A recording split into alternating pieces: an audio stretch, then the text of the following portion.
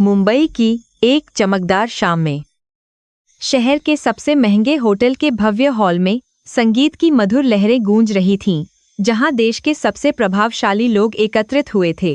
अनन्या मल्होत्रा अपनी सुनहरी रेशमी पोशाक में किसी परी की तरह चमक रही थी, लेकिन उसके ठीक पीछे साये की तरह एक शांत युवक चल रहा था जिसका नाम आर्यन था।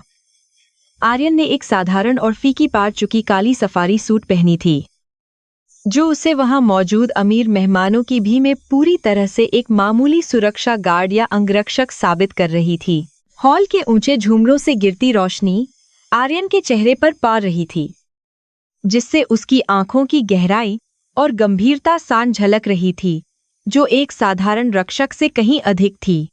अनन्या के पिता ने उसे अपनी बेटी की सुरक्षा के लिए नियुक्त किया था, लेकिन यहाँ के लोग उसे केवल एक नौकर की नहर से देख रहे थे, जो बस चुपचाप खजा रहता था। आर्यन की सतर्क नहरें चारों ओर घूम रही थीं। वह न केवल अनन्या की सुरक्षा कर रहा था, बल्कि हर एक मेहमान की हरकतों का सूक्ष्म विश्लेषण भी कर रहा था। तभी विक्रम सिंघानिया, जो एक बिगड़ा हुआ अमीर शहजादा था, अपने कुछ दोस्तों के साथ अनन्या की ओर भागा और उसकी नारों में अहंकार सान दिखाई दे रहा था। विक्रम लंबे समय से अनन्या को हासिल करने की कोशिश कर रहा था, लेकिन वह हमेशा आर्यन की मौजूदगी से चिढ़ता था, क्योंकि आर्यन उसके और अनन्या के बीच एक दीवार की तरह खड़ा रहता था। उसने आर्यन को ऊपर से नीचे तक देखा और फिर एक अपमानजनक मुस्कान के साथ अपना मुंह खोला ताकि हॉल में मौजूद बाकी लोग भी सुन सकें। अनन्या, मुझे वाकई आश्चर्य होता है कि तुम अपने साथ इस जैसे निम्न स्तर के और बदसूरत दिखने वाले इंसान को हर जगह क्यों ले जाती हो, विक्रम ने ऊंची और कर्कश आवाज में कहा, जिससे आसपास के लोगों का ध्यान उनकी तरफ खिंच गया। उसने आर्यन के सस्ते जूतों की ओर इशारा करते हुए एक जोरदार ठहाका लगाया और उसे नीचा दिखाने का कोई मौका नहीं छोड़ा। आर्यन के चेहरे पर अपमान की कोई लकीर नहीं उभरी। वह पत्थर की मूर्ति की तरह शांत खजा रहा, जैसे उसने कुछ सुना ही न हो। विक्रम को आर्यन की यह चुप्पी और भी ज्यादा नागवार गुजरी, क्योंकि वह चाहता था कि आर्यन गुस्सा करे या अपनी औकात भूलकर कुछ बोले ताकि उसे बाहर फेंकवाया जा सके। अरे ओ नौकर, क्या तुझे सुनाई नहीं देता? अपनी गंदी नजरें नीचे रख और जाकर कोने में खड़ा हो जा। यहाँ बहे लोगों की महल में तेरी कोई जगह नहीं है। विक्रम ने आर्यन के सीने पर उंगली मारते हुए उसे धक्का देने की कोशिश की, लेकिन आर्यन अपनी जगह से एक इंच भी नहीं हिला, जैसे वह जमीन में धंसा कोई पहाड़ हो। अनन्या को यह सब देखकर बहुत बुरा लग रहा था और उसने बीच बचाव करने की कोशिश की। विक्रम, बस करो आर्यन, मेरा अंगरक्षक है और वह यहाँ अपनी ड्यूटी कर रहा है। लेकिन विक्रम कहाँ रुकने वाला था। उसे तो बस आर्यन को जलील करना था ताकि वह अनन्या की नजरों में महान बन सके। उसने एक वेटर को बुलाया और उसके हाथ से शराब का गिलास छीन लिया। फिर उसने आर्यन के पैरों के पास वह कीमती शराब उड़ेल दी और हंसते हुए उसे शांत करने का आदेश दे दिया। हॉल में सन्नाटा छा गया। हर कोई देख रहा था कि यह मामूली गार्ड अब क्या करेगा, लेकिन आर्यन ने केवल अपनी पलकें झुकाईं और मन ही मन अपनी भावनाओं को नियंत्रित किया। वह कोई साधारण गार्ड नहीं था। वह राजस्थान के एक शक्तिशाली रियासत का गुप्त उत्तराधिकारी और भाभी राजा था, जो यहाँ केवल अनन्या के प्यार और उसकी सुरक्षा के लिए अपनी पहचान छिपाकर आया था। उसे पता था कि उसकी एक दहा विक्रम जैसे सैकड़ों लोगों का साम्राज्य तबाह कर सकती थी, लेकिन अभी उसका मिशन चुप रहना था। आर्यन ने धीरे से घुटने टेके और फर्श पर गिरी शराब को एक रुमाल से शांत करने लगा, जबकि विक्रम और उसके दोस्त ठहाके मारकर उसका माँ कुहा रहे थे। अनन्या की आंखों में आंसू भर आए थे। वह नहीं चाहती थी कि आर्यन उसके लिए इतना बड़ा अपमान सहे, लेकिन आर्यन ने उसे एक शांत नजरों से देखा जो कह रही थीं कि सब ठीक है। इस मामूली हरकत के पीछे आर्यन की पैनी नजरें उस वेटर को देख रही थीं जो कुछ समय से अनन्या के गिलास के पास संदिग्ध व्यवहार कर रहा था। जब आर्यन फर्श साफ कर रहा था, तभी उसने देखा कि उस वेटर ने बड़ी चालाकी से अनन्या के लिए रखी गई तारा ड्रिंक में एक छोटी सी नीली गोली डाल दी थी। आर्यन की इंद्रियां सामान्य मनुष्य से कहीं अधिक तेज में थीं। उसने उस वेटर के हाथों की हल्की सी थरथराहट और उसकी आंखों में छिपे डर को तुरंत पहचान लिया था। विक्रम अभी भी अपनी जीत का जश्न मना रहा था और आर्यन को कोसने में व्यस्त था। उसे जरा भी अंदाजा नहीं था कि उसके पीछे क्या साजिश रची जा रही है। आर्यन तुरंत खजा हुआ और बिना किसी आहट के अनन्या की ओर बढ़ा। ठीक उसी समय जब वह अपना ड्रिंक उठाने वाली थी ताकि वह विक्रम के कचवे शब्दों का घूंट पी सके, उसने बहुत ही शालीनता और फुर्ती से अनन्या का हाथ थाम लिया, जिससे अनन्या और विक्रम दोनों चौंक गए, क्योंकि एक रक्षक के लिए मालिक का हाथ पकना बड़ी बात थी। विक्रम गुस्से से लाल हो गया और चिल्लाया, तेरी हिम्मत कैसे हुई इसे छूने की? ए नीच इंसान, मैं अभी तेरी खाल उधवा दूंगा यहाँ के बाउंसरों से। आर्यन ने विक्रम की चीख पुकार पर कोई ध्यान नहीं दिया और अत्यंत शांत स्वर में अनन्या से कहा, मैम, कृपया यह ड्रिंक न पिए। इसमें शायद कुछ गैर है जो आपकी सेहत बिगाड़ सकती है। अनन्या ने हैरानी से आर्यन की आंखों में देखा, जहां उसे सिर्फ सच्चाई और सुरक्षा का भाव नजर आया। उसने तुरंत अपना हाथ पीछे खींच लिया और गिलास टेबल पर रख दिया। विक्रम ने इस मौके का फायदा उठाते हुए आर्यन पर आरोप लगाना शुरू कर दिया कि वह बस ध्यान भटकाने की कोशिश कर रहा है। यह झूठ बोल रहा है। यह सिर्फ मेरे द्वारा किए गए अपमान का बदला लेने के लिए नाटक कर रहा है ताकि इसे यहाँ से भगाया न जाए। विक्रम ने गिलास उठाकर उसे अनन्या के मुंह के पास ले जाने की कोशिश की, लेकिन आर्यन ने अपनी एक उंगली से गिलास को हल्का सा धक्का दिया, जिससे वह विक्रम के महंगे सूट पर गिर गया। विक्रम पागलों की तरह चिल्लाने लगा और आर्यन को मारने के लिए हाथ उठाया, लेकिन आर्यन ने उसका हाथ हवा में ही बड़ी मजबूती से पकड़ लिया। वहां मौजूद सुरक्षाकर्मी और होटल का स्टाफ तुरंत दौड़कर आए और विक्रम चिल्लाने लगा कि इस गार्ड को अभी जेल भेजो, क्योंकि इसने मुझ पर हमला किया है और मेरा अपमान किया है। तभी उस ड्रिंक की कुछ बूंदें जो कालीन पर गिरी थीं, वहां से हल्का सा धुआं उठने लगा और कालीन का रंग काला पड़ने लगा, जिससे जाहिर था कि उसमें जहर मिलाया गया था।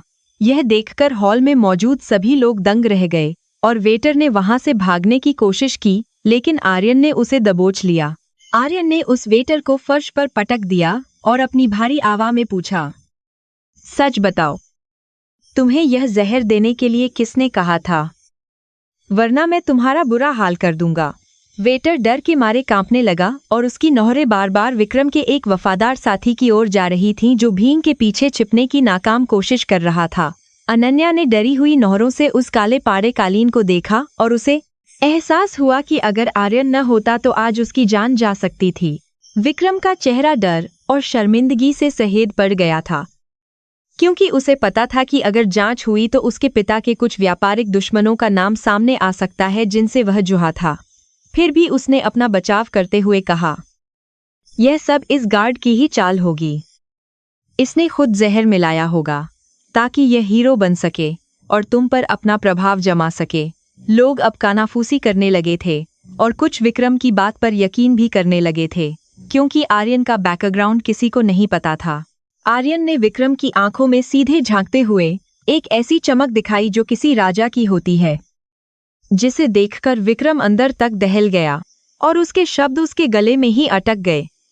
साक्ष्य कभी झूठ नहीं बोलते, मिस्टर सिंघानिया, और आपकी आंखों में छिपा सच पूरी दुनिया को दिखाई दे रहा है, इसलिए अपनी सीमा में रहना आपके लिए बेहतर होगा। आर्यन ने बहुत ही सधे हुए और प्रभावशाली तरीके से कहा, जो एक मामूली अंगरक्षक की भाषा और लहजे से बिल्कुल अलग और आधिकारिक लग रही थी। होटल के मैनेजर और पुलिस ने आकर वेटर को हिरासत में ले लिया और उस ड्रिंक के नमूने को जांच के लिए लैब में भेजने की प्रक्रिया शुरू कर दी, जिससे माहौल और तनावपूर्ण हो गया। अनन्या के पिता, जो अभी हॉल में दाखिल हुए थे, उन्होंने सारी घटना सुनी और आर्यन के पास आकर उसका शुक्रिया अदा किया, लेकिन आर्यन ने सिर्फ सिर झुकाकर उनका सम्मान किया।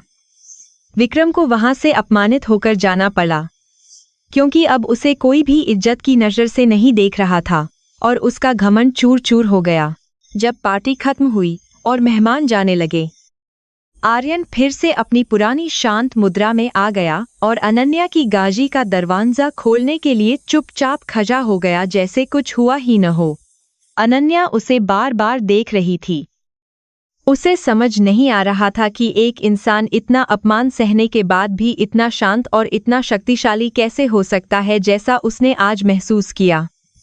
उसे लगने लगा था कि आर्यन वह नहीं है जो वह खुद को दिखाता है। उसके पीछे कोई बहुत बड़ा और गहरा रहस्य छिपा है। गाजी के अंदर बैठते समय अनन्या ने धीरे से पूछा, आर्यन, तुम कौन हो? तुमने आज जो किया और जिस तरह से उस लड़के का हाथ पकड़ा, वह कोई साधारण गार्ड नहीं कर सकता। मुझे सच बताओ। आर्यन ने रियर व्यू मिरर में अनन्या की आंखों को देखा और एक हल्की सी मुस्कान दी जो उसके रहस्यमयी व्यक्तित्व को और बढ़ा रही थी। लेकिन उसने अपना मुंह नहीं खोला। वह जानता था कि अगर उसने अपनी सच्चाई बताई तो अनन्या की जान और भी बब्बे खतरे में पड़ सकती थी, क्योंकि उसके दुश्मन बहुत ताकतवर थे। गाजी अंधेरी सड़कों पर दौड़ रही थी और आर्यन की उंगलियां अपनी जेब में रखे एक सोने के सिक्के को छू रही थीं, जिस पर उसके राजघराने का शाही प्रतीक बना हुआ था, जो उसकी असली पहचान थी। उसने खिड़की से बाहर देखते हुए सोचा कि आज का दिन तो बस एक शुरुआत थी।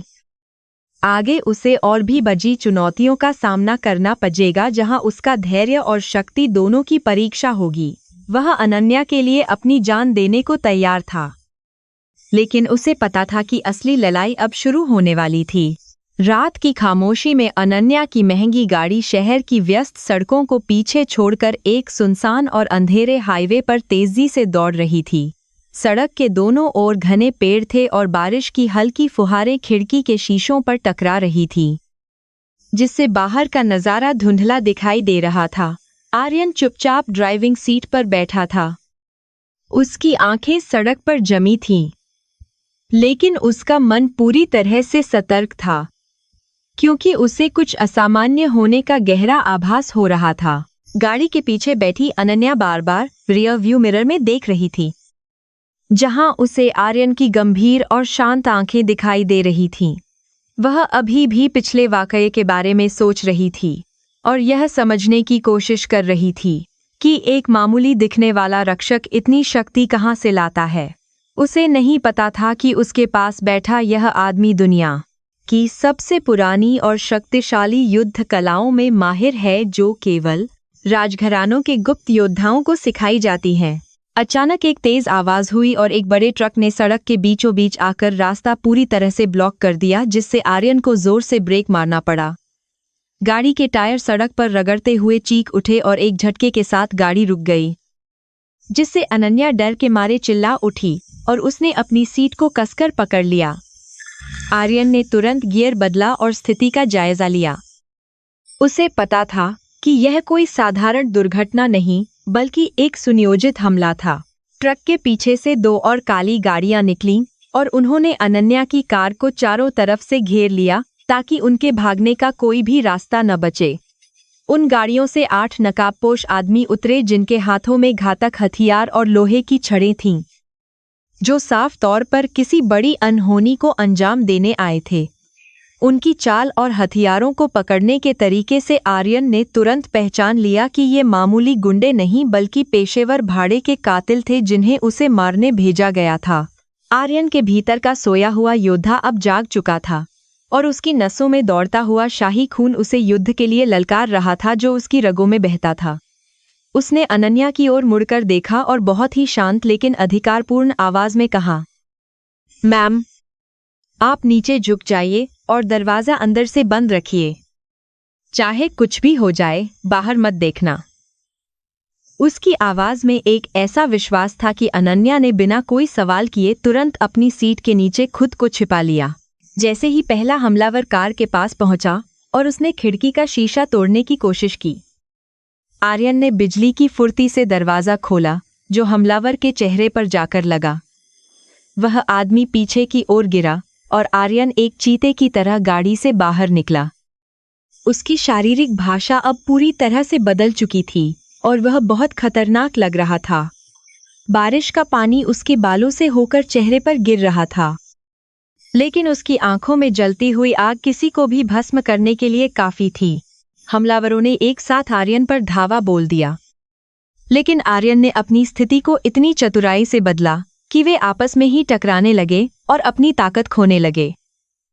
उसने एक हमलावर का हाथ पकड़ा और उसे एक ही झटके में मरोड़ दिया, जिससे उसकी हड्डी टूटने की आवाज बारिश के शोर में भी साफ सुनाई दी और वह दर्द से चीख उठा। आर्यन की हर चाल में एक शाही गरिमा और अद्भुत संतुलन था। वह कम से कम बल का प्रयोग करके अधिकतम नुकसान पहुंचा रहा था। एक बड़े कद के हमलावर ने लोहे की रॉड से आर्यन के सिर पर वार करना चाहा, लेकिन आर्यन ने उसे हवा में ही पकड़ लिया और अपनी कोहनी से उसके सीने पर जोरदार प्रहार किया। उस आदमी के मुंह से खून की फुहार निकली और वह पीछे की ओर उड़ता हुआ अपनी ही गाड़ी के बोनट पर जाकर गिरा, जहां वह तुरंत बेहोश हो गया। बाकी बचे हमलावर अब डरने लगे थे, क्योंकि उन्होंने कभी सपने में भी नहीं सोचा था कि एक साधारण सा दिखने वाला गार्ड इतना शक्तिशाली होगा। आर्यन ने राजस्थान के प्राचीन मर्म विद्या का उपयोग करते हुए उन गुंडों के शरीर के संवेदनशील बिंदुओं पर प्रहार करना शुरू किया, जिससे वे हिलने डुलने लायक भी नहीं बचे। उसने किसी को जान से नहीं मारा, क्योंकि एक राजकुमार के रूप में उसे जीवन की कीमत पता थी, लेकिन उसने सुनिश्चित किया कि वे अगले कई महीनों तक उठ न सकें। चारों ओर कराहते हुए हमलावरों की भीड़ के बीच आर्यन अकेला खड़ा था, जैसे कोई वनराज अपने क्षेत्र की रक्षा कर रहा हो और दुश्मन कांप रहे हों। तभी उनका नेता, जो अब तक पीछे खड़ा था, अपनी लंबी तलवार निकालकर आगे बढ़ा। फिर उसने उसे एक जोरदार लात मारी जो उसे सड़क के किनारे झाड़ियों में ले गई।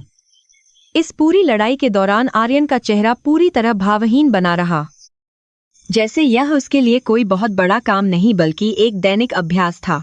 जब सारे हमलावर जमीन पर पड़े थे, आर्यन ने शांति से अपनी शर्ट की धूल झाड़ी और कार के पास गया, जहां अनन्या अभी भी कांप रही थी और उसकी आंखें फटी हुई थीं। उसने धीरे से खिड़की थपथपाई और कहा, मैम, अब खतरा टल गया है। हम यहाँ से सुरक्षित निकल सकते हैं। कृपया बाहर आ जाइए ताकि हम गाड़ी की जांच कर सकें। अनन्या बाहर आई और उसने देखा कि आर्यन के कपड़े फटे हुए थे और गाड़ी पर कई निशान थे, लेकिन उसे खरोंच तक नहीं आई थी। अनन्या ने अविश्वास भरी नजरों से उन 8 शक्तिशाली पुरुषों को देखा जो अब जमीन पर बेदम पड़े थे। उसे यकीन नहीं हो रहा था कि एक अकेले आदमी ने यह सब कैसे किया। उसने आर्यन से कुछ पूछना चाहा, लेकिन आर्यन ने उसे चुप रहने का इशारा किया और गाड़ी स्टार्ट कर दी, क्योंकि उसे पता था कि पुलिस आने वाली होगी। रास्ते भर अनन्या उसे देखती रही। उसकी नज़रों में अब सम्मान के साथ साथ एक गहरा डर और जिज्ञासा भी थी जो उसे बेचैन कर रही थी। जब वे अनन्या के घर पहुंचे तो आर्यन ने उसे सुरक्षित अंदर छोड़ा और फिर अपनी कंपनी के मुख्यालय की ओर चल पड़ा, जहां उसे अपनी ड्यूटी की रिपोर्ट देनी थी। उसे पता था कि गाड़ी की जो हालत हुई है उसके लिए उसे बहुत कुछ सुनना पड़ेगा, क्योंकि उसका मैनेजर खन्ना एक बेहद लालची और बदतमीज किस्म का इंसान था। आर्यन को इस बात की परवाह नहीं थी कि उसे क्या सहना होगा। उसके लिए अनन्या की सुरक्षा ही उसकी सबसे बड़ी उपलब्धि और एकमात्र प्राथमिक लक्ष्य था। सुरक्षा एजेंसी के दफ्तर पहुंचते ही मैनेजर खन्ना ने गाड़ी की टूटी हुई खिड़कियां और पिचक चुके दरवाजे देखे तो उसका चेहरा गुस्से से तमतमा उठा और वह आर्यन पर चिल्लाने लगा, अरे ओ गधे, तुझे अनन्या मैम की सुरक्षा के लिए भेजा था या मेरी महंगी गाड़ी का कबाड़ बनाने के लिए? तुझे अंदाजा भी है कि इस नुकसान की भरपाई कौन करेगा? खन्ना ने अपनी मेज पर जोर से हाथ मारते हुए कहा और आर्यन को नीचा दिखाने के लिए उसे गालियां देना शुरू कर दिया। मैनेजर साहब, रास्ते में कुछ गुंडों ने हमला किया था और अनन्या मैम की जान खतरे में थी, इसलिए मुझे उन्हें बचाने के लिए यह सब करना पड़ा। गाड़ी तो ठीक हो जाएगी, आर्यन ने बहुत ही विनम्रता और धैर्य से जवाब दिया, लेकिन खन्ना को जैसे इन बातों से कोई मतलब ही नहीं था। उसे सिर्फ अपने पैसों और गाड़ी की चिंता सता रही थी। उसने आर्यन को धक्का दिया और उसकी सैलरी काटने की धमकी दी, जबकि आर्यन बिना किसी विरोध के चुपचाप सारी बातें सुनता रहा। तू सिर्फ एक मामूली नौकर है। तेरी औकात क्या है जो तू मुझे समझा रहा है? आज से तेरी आधी तनख्वाह काट ली जाएगी और तू अगले 1 महीने तक बिना किसी छुट्टी के काम करेगा। खन्ना ने आर्यन के चेहरे के पास अपनी उंगली लहराते हुए कहा और उसे जलील करने के लिए सबके सामने उसकी पुरानी वर्दी का मजाक उड़ाया, जिसे देखकर अन्य कर्मचारी भी हंसने लगे। आर्यन ने अपनी मुट्ठियां कसी लेकिन फिर ढीली कर दी, क्योंकि उसकी गरिमा किसी मूर्ख के शब्दों की मोहताज नहीं थी। खन्ना को लग रहा था कि वह एक बेबस इंसान को दबा रहा है, लेकिन उसे यह नहीं पता था कि अगर आर्यन चाहता तो एक फोन कॉल पर उसकी पूरी एजेंसी खरीद सकता था। आर्यन की खामोशी उसकी कमजोरी नहीं, बल्कि उसका संस्कार था, जो उसे अपने पूर्वजों से विरासत में मिला था कि शक्ति का प्रदर्शन केवल कमजोरों पर नहीं किया जाता। वह जानता था कि उसे अभी इस अपमान का घूंट पीना होगा, क्योंकि उसका असली मिशन अभी पूरा होना बाकी था, जिसमें वह विफल नहीं हो सकता था। जब अनन्या को पता चला कि आर्यन को गाड़ी खराब करने के लिए दंडित किया गया है, तो वह तुरंत एजेंसी के दफ्तर पहुंची और उसने खन्ना को बुरी तरह से फटकार लगाई। मिस्टर खन्ना, अगर आज आर्यन न होता तो मैं शायद जीवित न होती, और आप एक गाड़ी के टुकड़ों के लिए इस बहादुर इंसान का अपमान कर रहे हैं। अनन्या की आवाज में एक अजीब सा गुस्सा और अधिकार था जिसने खन्ना को तुरंत चुप करा दिया और उसकी आंखों में डर सा दिखाई देने लगा। आर्यन ने अनन्या को रोकने की कोशिश की। मैम, इसकी कोई जरूरत नहीं है। मैं अपनी गलती मानता हूँ और मैं मैनेजर साहब के फैसले का पूरी तरह से सम्मान करता हूँ। अनन्या ने मुड़कर आर्यन को देखा।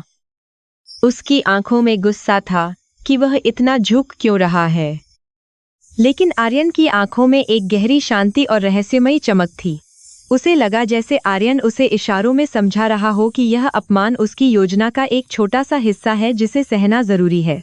अनन्या वहां से पैर पटकते हुए बाहर निकल गई और आर्यन एक बार फिर खन्ना के सामने झुककर माफी मांगने का नाटक करने लगा, ताकि वह अपनी पहचान गुप्त रख सके।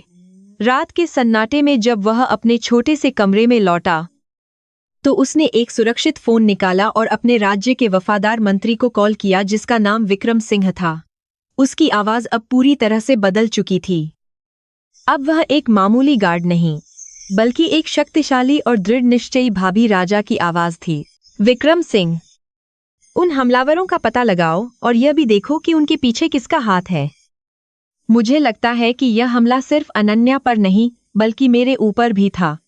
आर्यन ने आदेश दिया और उसकी आवाज की गंभीरता से मंत्री ने तुरंत अपना सिर झुका दिया और काम शुरू करने का वादा किया, जिसे वह पूरी निष्ठा से करेगा।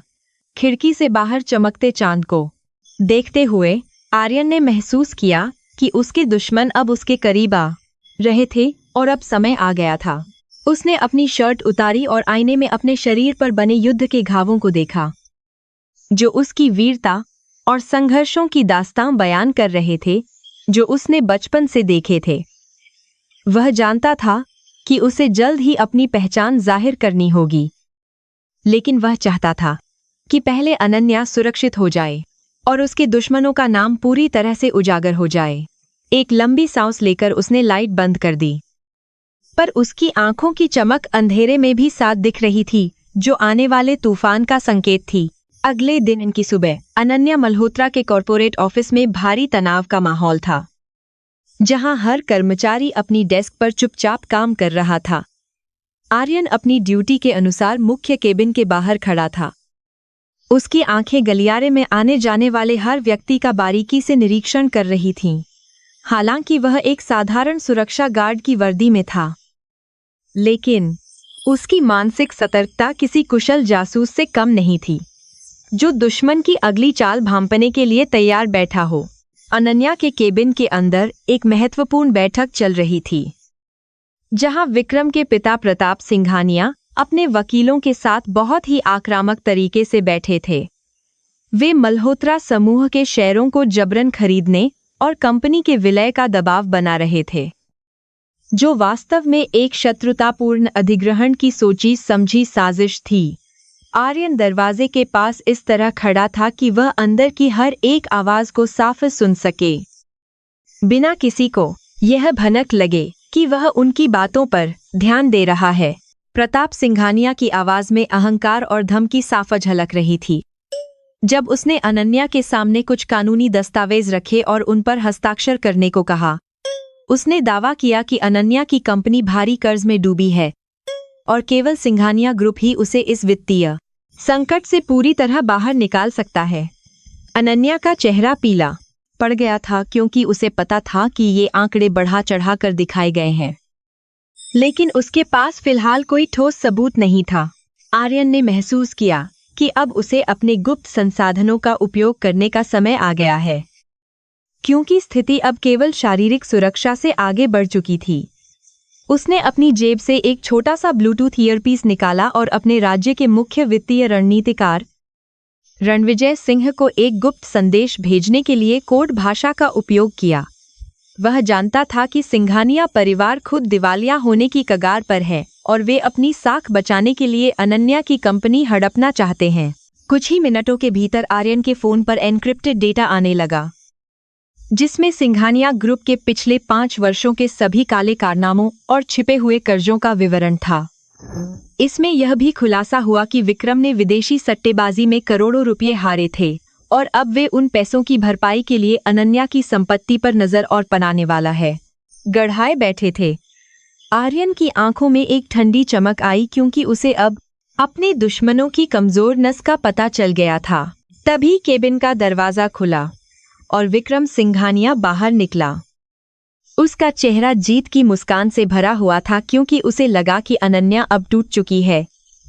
उसने बाहर खड़े आर्यन को देखा और घृणा से थूकते हुए कहा, अभी भी यहाँ खड़ा है। ओ घटिया सुरक्षा गार्ड, बहुत जल्द तुम्हारी मालकिन सड़क पर होगी और तुम जैसे कुत्तों को लात मारकर यहाँ से बाहर निकाल दिया जाएगा। विक्रम ने आर्यन के कंधे को जोर से धक्का दिया, लेकिन आर्यन फिर भी स्थिर रहा। आर्यन ने अपनी आवाज को बहुत ही शांत और संयमित रखा। हालांकि उसके भीतर एक राजा का क्रोध उबल रहा था जो किसी भी क्षण फट सकता था। समय का पहिया बहुत तेजी से घूमता है मिस्टर विक्रम। जो आज ऊंचाइयों पर है वे कल जमीन पर धूल चाटते हुए भी नजर आ सकते हैं। आर्यन की इन रहस्यमयी बातों ने विक्रम को और अधिक क्रोधित कर दिया। उसने अपना हाथ आर्यन पर उठाने की कोशिश की, लेकिन अचानक रुक गया। विक्रम को याद आया कि पिछली रात इस गार्ड ने अकेले ही 8 हमलावरों को धूल चटाई थी। इसीलिए उसने अपना हाथ वापस खींच लिया और उसे जेल भेजने की धमकी दी। तू बस अपनी औकात याद रख। तू एक नौकर है और नौकर ही रहेगा, चाहे कितनी भी बड़ी बातें क्यों न कर ले।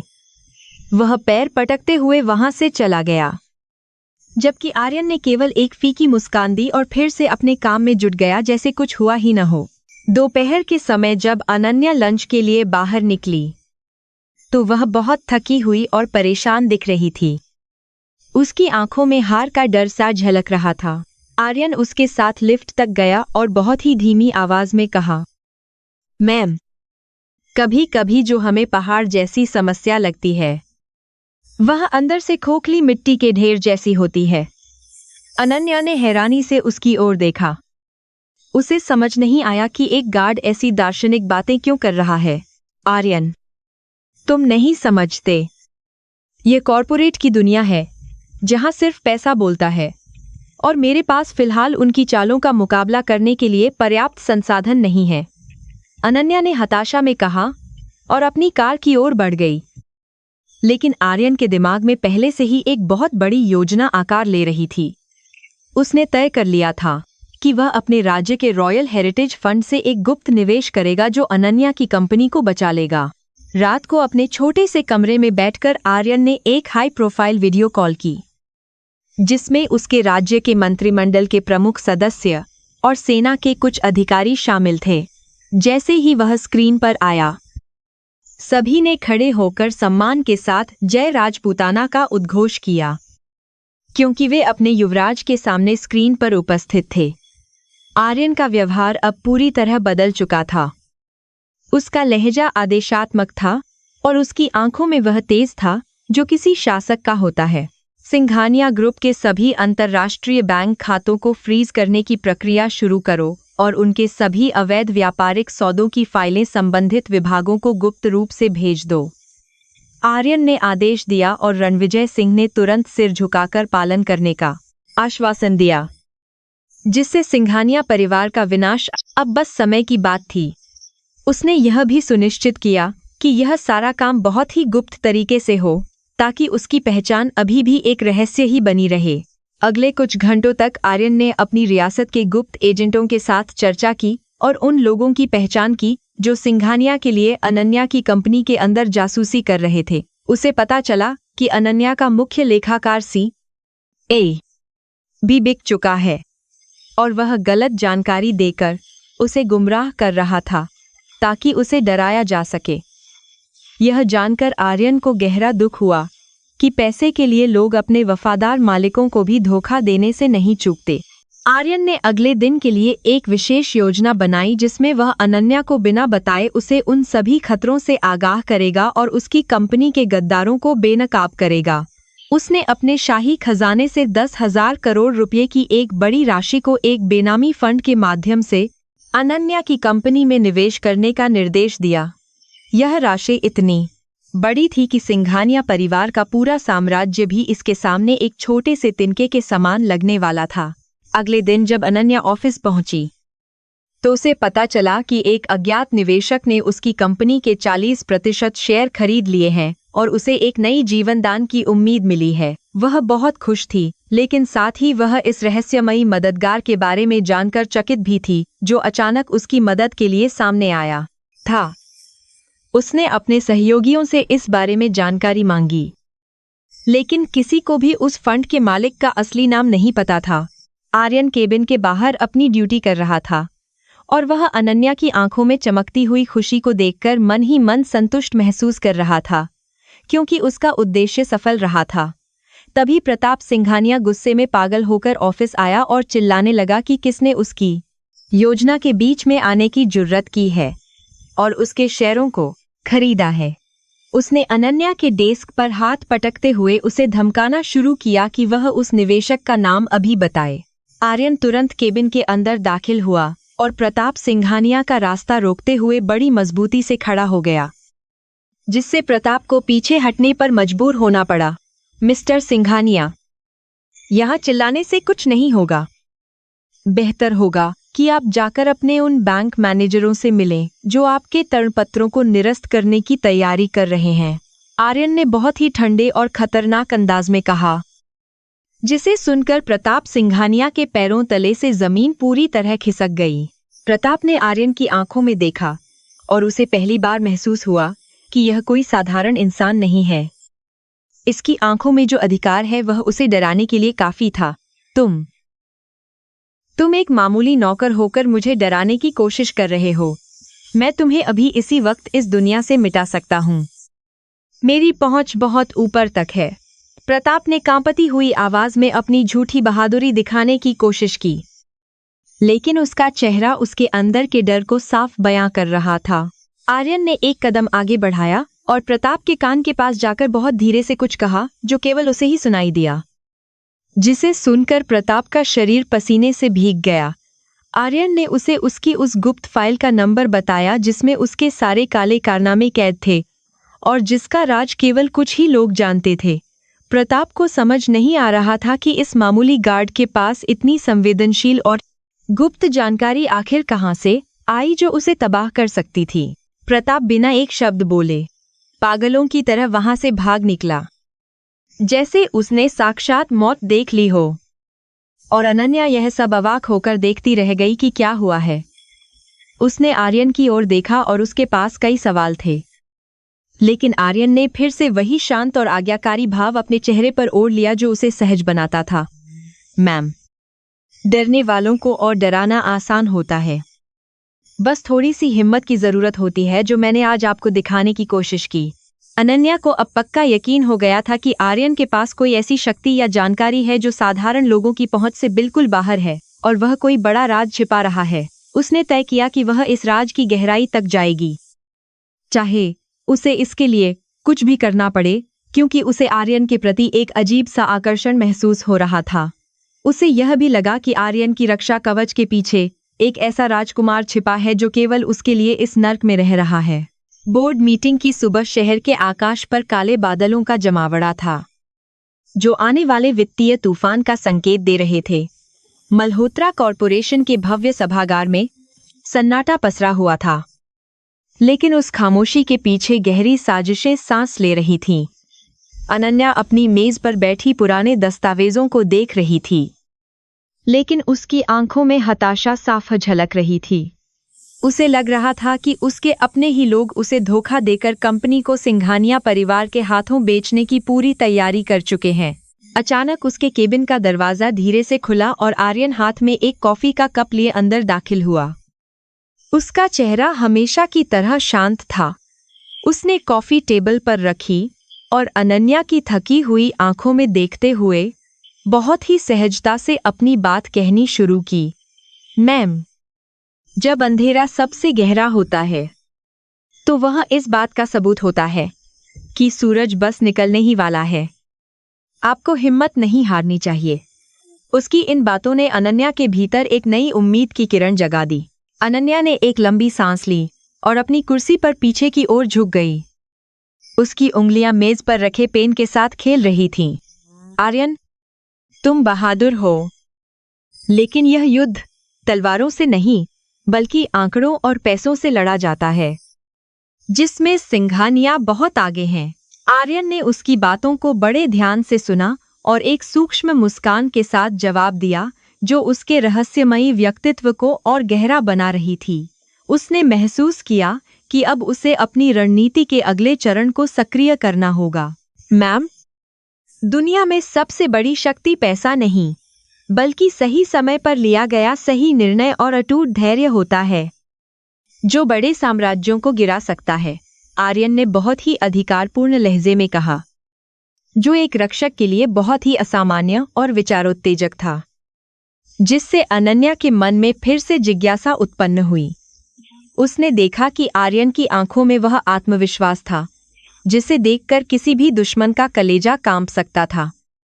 हालांकि वह अभी भी एक साधारण कर्मचारी की तरह ही खड़ा था। आर्यन केबिन से बाहर निकला और सीधे एक निजी गलियारे की ओर चला गया, जहां कोई भी कैमरा या अन्य लोग उसे नहीं देख सकते थे। उसने अपने हाथ में लिए एक विशेष एन्क्रिप्टेड उपकरण को चालू किया और राजस्थान के अपने शाही खजाने के मुख्य संरक्षक से सीधा संपर्क स्थापित किया। रणविजय, क्या ऑपरेशन गरुड़ के लिए सारी धनराशि तैयार है?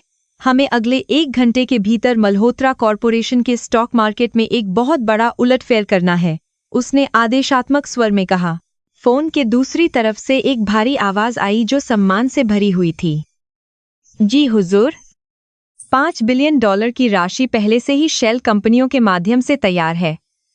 आर्यन ने संतोष की एक सांस ली और अपने फोन की स्क्रीन पर उन गद्दारों की सूची देखी जिन्होंने सिंघानिया से रिश्वत ली थी। उसने तय किया था कि वह न केवल अनन्या की कंपनी को बचाएगा बल्कि उन सभी लोगों को बेनकाब भी करेगा जिन्होंने उसका विश्वास तोड़ा था और कंपनी को खतरे में डाला था। बोर्ड मीटिंग शुरू हुई और बड़े शेयरधारक और निदेशक मंडल के सदस्य एक एक करके सभागार में इकट्ठा होने लगे, जिनके चेहरों पर लालच साफ दिखाई दे रहा था। प्रताप सिंघानिया अपने बेटे विक्रम के साथ वहां पहुंचा। उसने एक बहुत ही कीमती रेशमी सूट पहना था और उसकी मुस्कान में विनाशकारी विजय का भाव था। वह जानता था कि उसने बोर्ड के अधिकांश सदस्यों को अपनी ओर कर लिया है और आज का दिन अनन्या की बर्बादी का आखिरी दिन साबित होने वाला है। अनन्या जैसे ही अपनी मुख्य कुर्सी पर बैठी, बोर्ड के सबसे वरिष्ठ सदस्य मिस्टर कपूर ने कंपनी के वित्तीय घाटे का हवाला देते हुए विलय का प्रस्ताव रखा। मैम, हमारे पास सिंघानिया ग्रुप के प्रस्ताव को स्वीकार करने के अलावा और कोई विकल्प नहीं बचा है, वरना कंपनी अगले हफ्ते तक पूरी तरह दिवालिया हो जाएगी। उनकी आवाज में झूठी सहानुभूति थी, जिसे सुनकर अनन्या के हाथ कांपने लगे। लेकिन तभी उसकी नजर दरवाजे पर खड़े आर्यन पर पड़ी, जो उसे चुपचाप देख रहा था। आर्यन ने बहुत ही सूक्ष्मता से अपनी गर्दन हिलाई, जैसे वह उसे शांत रहने और अपनी बात पर अड़े रहने का संदेश दे रहा हो, जो अनन्या के लिए संबल बना। मिस्टर कपूर, यह कंपनी मेरे दादाजी की मेहनत का परिणाम है और मैं इसे इतनी आसानी से किसी ऐसे व्यक्ति को नहीं बेचूंगी जो इसे मिटाना चाहता है। अनन्या की आवाज में अचानक आई उस मजबूती ने प्रताप सिंघानिया को थोड़ा परेशान कर दिया। उसने तुरंत अपने वकीलों को सख्त लहजे में बोलने का इशारा किया। विक्रम सिंघानिया ने मेज पर एक दस्तावेज फेंकते हुए कहा, भावुक होने से व्यापार नहीं चलता। अनन्या, तुम्हारे पास निवेश का कोई दूसरा रास्ता नहीं है और बैंक पहले ही हाथ खींच चुके हैं। उसने बहुत ही अहंकार के साथ आर्यन की ओर भी देखा, जैसे वह उसे चुनौती दे रहा हो कि वह आज अपनी मालकिन को बचाकर दिखाए। आर्यन ने उसकी चुनौती को अपनी आंखों से स्वीकार किया और चुपचाप अपनी जेब से एक रिमोट कंट्रोल निकाला, जिससे पूरी दीवार पर लगी स्क्रीन चमक उठी। स्क्रीन पर अचानक स्टॉक मार्केट का लाइव डेटा दिखने लगा, जहां मल्होत्रा कॉरपोरेशन के शेयरों की कीमत में अचानक 10 गुना उछाल दर्ज किया जा रहा था। यह देखकर पूरा सभागार सन्नाटे में डूब गया, क्योंकि किसी को समझ नहीं आ रहा था कि अचानक किसने कंपनी के लाखों शेयर खरीदे हैं। प्रताप सिंघानिया की आंखें फटी की फटी रह गईं जब उसने देखा कि एक ब्लैक स्वर्ण निवेशक ने बाजार में उपलब्ध सारे शेयरों को अपनी झोली में डाल लिया है। यह असंभव है। बाजार में इतनी बड़ी पूंजी एक साथ किसने डाली है? यह तो पूरी तरह से नियमों के खिलाफ और अविश्वसनीय है। प्रताप सिंघानिया अपनी कुर्सी से खड़ा होकर चिल्लाया। आर्यन ने धीरे से कदम आगे बढ़ाया और सभागार के बीच में आकर खड़ा हो गया। उसकी शारीरिक मुद्रा अब एक सेनापति की तरह थी जो युद्ध जीत चुका हो। उसने बिना किसी झिझक के अपना फोन निकाला और एक बटन दबाया, जिससे बोर्ड के सदस्यों के निजी ईमेल पर संदेश पहुंचने लगे।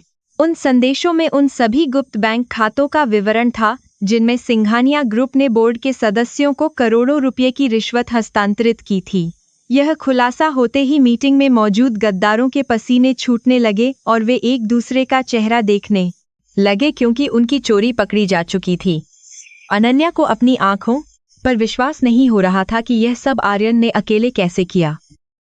वह अब पूरी तरह से हैरान और प्रभावित होकर उसे देख रही थी। मिस्टर सिंघानिया, आपकी चालें बहुत पुरानी और घिसी पिटी हैं। आपने सोचा था कि आप एक राजकुमारी की संपत्ति को इतनी आसानी से हड़प लेंगे? आर्यन ने पहली बार सबके सामने अपनी भारी और गूंजती हुई आवाज में बात की, जिसने पूरे हॉल के वातावरण को बदलकर रख दिया। प्रताप सिंघानिया का चेहरा पीला पड़ गया और उसे महसूस हुआ कि उसकी पूरी बिसात उलट चुकी है और वह अब खुद अपने ही बिछाए हुए जाल में फंस गया है। अनन्या ने मौके का फायदा उठाते हुए तुरंत सुरक्षा कर्मियों को आदेश दिया कि जो भी सदस्य भ्रष्टाचार में लिप्त हैं, उन्हें तुरंत मीटिंग से बाहर निकाला जाए। अब बाजी पूरी तरह से अनन्या के हाथ में थी और उसने सिंघानिया के विलय प्रस्ताव को फाड़कर हवा में उछाल दिया, जिससे विक्रम का गुस्सा 7वें आसमान पर पहुंच गया। तुम इस मामूली गार्ड की बातों में आकर मुझे ठुकरा रही हो। मैं तुम्हें और तुम्हारे इस वफादार कुत्ते को सड़क पर ले आऊंगा, विक्रम ने गरजते हुए कहा। आर्यन ने विक्रम की आंखों में सीधे झांका और उसे याद दिलाया कि कल रात का सबक उसके लिए काफी नहीं था और वह चाहे तो उसका अंत अभी कर सकता है। कुत्ते वफादार होते हैं मिस्टर विक्रम, लेकिन याद रखिए कि शेर अपनी सल्तनत की रक्षा करने के लिए किसी भी हद तक जा सकता है, चाहे वह कहीं भी हो। आर्यन के शब्दों में वह शाही अधिकार था जिसे सुनकर विक्रम के दोस्त भी उससे दूर हटने लगे, जैसे वे किसी आग की लपटों से डर रहे हों। प्रताप सिंघानिया ने अपने बेटे का हाथ पकड़ा और उसे वहां से तुरंत जाने के लिए कहा, क्योंकि उसे अपनी प्रतिष्ठा पूरी तरह से मिट्टी में मिलती दिख रही थी। वे दोनों अपमानित होकर वहां से बाहर निकल गए, जबकि बोर्ड के बाकी सदस्यों ने अनन्या से माफी मांगनी शुरू कर दी और अपना समर्थन देने का वादा किया। अनन्या ने उन्हें नजरअंदाज किया और सीधे आर्यन के पास गई। उसकी आंखों में ढेर सारे सवाल थे, जिनका जवाब वह अभी और इसी वक्त चाहती थी। आर्यन, तुम कौन हो? यह सब तुमने कैसे किया? इतनी बड़ी रकम और ये गुप्त दस्तावेज तुम्हारे पास कहां से आए? अनन्या ने उसकी बाह पकड़कर उसे अपनी ओर घुमाया। आर्यन ने उसे बहुत ही कोमल और आदरपूर्ण नजर से देखा, लेकिन उसने फिर से अपनी पहचान छिपाने की कोशिश की और कहा कि उसने बस कुछ पुराने दोस्तों की मदद ली है। हालांकि अनन्या अब बेवकूफ नहीं थी। वह जानती थी कि यह सब किसी साधारण इंसान के बस की बात नहीं थी। उस शाम अनन्या ने आर्यन को अपने घर बुलाया ताकि वह उससे अकेले में बात कर सके और इस पूरे रहस्य का खुलासा करने के लिए दबाव बना सके। आर्यन जानता था कि वह अब और अधिक समय तक अपनी वास्तविकता को छिपा नहीं पाएगा, लेकिन उसे डर था कि उसकी सच्चाई अनन्या की दुनिया को पूरी तरह बदल देगी। उसने राजस्थान के अपने महल की एक तस्वीर देखी जो उसके फोन में छिपी थी और एक गहरी सांस ली जो उसके अंदर के द्वंद्व को दर्शा रही थी। जब वह अनन्या के बंगले पर पहुंचा, तो वहां की सजावट और शांति उसे अपने महल की याद दिला रही थी। लेकिन यहाँ वह अभी भी एक सुरक्षा गार्ड के रूप में आया था। अनन्या ने उसे बैठने के लिए कहा और उसके सामने अपनी पुरानी डायरी रखी जिसमें उसके पूर्वजों के बारे में लिखा था, जो किसी समय राजस्थान के राजाओं के करीबी थे। यह संयोग देखकर आर्यन थोड़ा चौंक गया, क्योंकि उसे पता नहीं था कि उनके परिवारों का इतिहास इतना पुराना और आपस में जुड़ा हुआ था। मेरे दादाजी हमेशा कहते थे कि एक दिन एक रक्षक आएगा जो हमारी कुल की रक्षा करेगा। क्या तुम वही हो आर्यन? अनन्या ने बहुत ही भावुक होकर पूछा। आर्यन ने खिड़की की ओर देखा जहां सूरज ढल रहा था और आसमान का रंग खून जैसा लाल हो रहा था, जो आने वाले बड़े युद्ध का एक और संकेत था। उसने महसूस किया कि अब उसकी खामोशी टूटने वाली है और उसकी असली यात्रा का सबसे कठिन अध्याय अब शुरू होने वाला है, जिसमें उसे सब कुछ दांव पर लगाना होगा। रात के सन्नाटे में आर्यन अपनी खिड़की के पास खड़ा था जब उसके निजी फोन की घंटी बजी और स्क्रीन पर महाराज शब्द चमक रहा था, जिसे देखकर उसका हृदय एक पल के लिए रुक गया। उसने गहरी सांस ली और फोन उठाया। दूसरी तरफ से उसके पिता की गूंजती हुई और थकी हुई आवाज सुनाई दी, जो सदियों की परंपरा का बोझ ढो रही थी। पुत्र, राजस्थान की धरती तुम्हें पुकार रही है। अब समय आ गया है कि तुम अपनी छद्म वेशभूषा त्याग कर अपना राजमुकुट संभालो और राज्य की सेवा करो। आर्यन की आंखों में आंसू भर आए, लेकिन उसकी आवाज में अटूट दृढ़ता थी जब उसने उत्तर दिया, क्योंकि उसका दिल अनन्या के लिए धड़क रहा था। पिताजी, मुझे पता है कि मेरा कर्तव्य राज्य के प्रति सर्वोपरि है, लेकिन यहाँ एक मासूम की जान खतरे में है जिसे मेरे बिना कोई नहीं बचा पाएगा। उसने अनन्या की खिड़की की ओर देखा जहां वह शांति से सो रही थी, अनजान कि उसका रक्षक किस मानसिक द्वंद्व से गुजर रहा है। मुझे बस थोड़ा और समय दीजिए, मैं उसे सुरक्षित छोड़ूंगा। दूसरी तरफ विक्रम सिंघानिया एक अंधेरे तहखाने में बैठा था, जहां उसके सामने एक नकाबपोश शिकारी खड़ा था जिसे पेशेवर दुनिया में काल के नाम से जाना जाता था। विक्रम ने टेबल पर रुपयों से भरा बैग फेंका और नफरत से भरी आंखों के साथ आर्यन की वह तस्वीर दिखाई जो किसी गुप्त कैमरे से ली गई थी। मुझे यह मामूली गार्ड जिंदा नहीं चाहिए। इसने मेरी हर चाल को नाकाम किया है और मेरी प्रतिष्ठा को मिट्टी में मिला दिया है। इसे खत्म कर दो। काल ने पिछले कुछ दिनों से आर्यन की हर हरकत पर पैनी नजर रखी थी और वह हैरान था कि एक साधारण गार्ड की चालें इतनी सधी हुई कैसे हो सकती हैं। उसने देखा कि आर्यन कभी कभी अनजाने में उन प्राचीन राजपूताना युद्ध मुद्राओं का उपयोग करता था जो केवल शाही रक्षकों और राजकुमारों को ही सिखाई जाती थीं। उसे समझ आ गया कि वह किसी मामूली इंसान से नहीं, बल्कि एक उच्च प्रशिक्षित योद्धा से लड़ रहा है जो अपनी पहचान छिपा रहा है। उसने एक जाल बुना। अगले दिन शाम को आर्यन को एक गुमनाम संदेश मिला जिसमें अनन्या के अपहरण की झूठी सूचना दी गई थी और उसे शहर के एक पुराने सुनसान गोदाम में बुलाया गया था। आर्यन का खून खौल उठा। वह जानता था कि यह एक जाल हो सकता है, लेकिन वह अनन्या की सुरक्षा के मामले में कोई भी जोखिम नहीं लेना चाहता था। उसने अपनी पुरानी मोटरसाइकिल उठाई और तेज गति से उस निर्जन इलाके की ओर चल पड़ा जहां मौत उसका बेसब्री से इंतजार कर रही थी। गोदाम के अंदर सन्नाटा पसरा हुआ था और केवल छतों से टपकते पानी की आवाज गूंज रही थी, जिससे माहौल और भी डरावना और तनावपूर्ण लग रहा था। आर्यन ने अपनी सभी इंद्रियों को पूरी तरह सक्रिय कर दिया। उसे हवा में छिपी हुई बारूद और जंग लगे पुराने लोहे की तीखी गंध साफ महसूस हो रही थी। तभी अचानक अंधेरे कोने से एक तेज चमक निकली और एक भारी लोहे की जंजीर उसकी ओर आई, जिसे उसने बहुत ही फुर्ती से झुककर बचा लिया। काल अंधेरे से बाहर निकला। उसके दोनों हाथों में छोटे लेकिन अत्यंत घातक खंजर थे जो चांद की हल्की रोशनी में बिजली की तरह चमक रहे थे। तो तुम ही वह महान रक्षक हो जिसने सिंघानिया के गुंडों को धूल चटाई थी। आज तुम्हारी असली परीक्षा होगी और तुम्हारा अंत भी यही होगा। आर्यन ने अपनी आस्तीनें ऊपर चढ़ाईं। उसके मजबूत बाइसेप्स पर बने पुराने घाव अब साफ दिख रहे थे, जो उसकी वीरता के मूक गवाह थे। वह अब पूरी तरह तैयार था। दोनों के बीच भीषण संघर्ष शुरू हुआ। काल की गति बिजली जैसी तेज थी लेकिन आर्यन का रक्षा कवच किसी अभेद्य चट्टान की तरह मजबूत और अडिग था। आर्यन ने अपनी प्राचीन राजघराने की गुप्त कुश्ती कला का उपयोग करते हुए काल के घातक वारों को हवा में ही निष्प्रभावी करना शुरू कर दिया। उसने एक हेडमा ऐसा सटीक प्रहार किया जो सीधा काल के मर्म स्थान पर लगा, जिससे हत्यारे के हाथ से एक खंजर छिटक कर दूर गिर गया और वह दर्द से पीछे हट गया। काल ने महसूस किया कि वह हार रहा है, इसलिए उसने छिपकर रखे हुए अपने अन्य साथियों को इशारा किया जो गोदाम की छतों पर हथियार लेकर छिपे हुए थे। अचानक चारों ओर से गोलियों की बौछार होने लगी। आर्यन ने तुरंत एक भारी लकड़ी के पुराने बक्से के पीछे शरण ली और अपनी वर्तमान स्थिति का आकलन किया। उसे पता था कि अगर उसने जल्द ही कुछ नहीं किया तो वह यहाँ घेरे में पूरी तरह फंस जाएगा और अनन्या की रक्षा असंभव होगी। आर्यन ने अपनी जेब से एक छोटा सा धुआं छोड़ने वाला विशेष ग्रेनेड निकाला, जो उसके शाही जासूसों ने उसे केवल संकट के समय के लिए दिया था। एक हल्के धमाके के साथ पूरा गोदाम सफेद और घने धुएं से भर गया, जिससे हमलावरों की दृष्टि बाधित हो गई और वे घबराहट में इधर-उधर गोलियां चलाने लगे।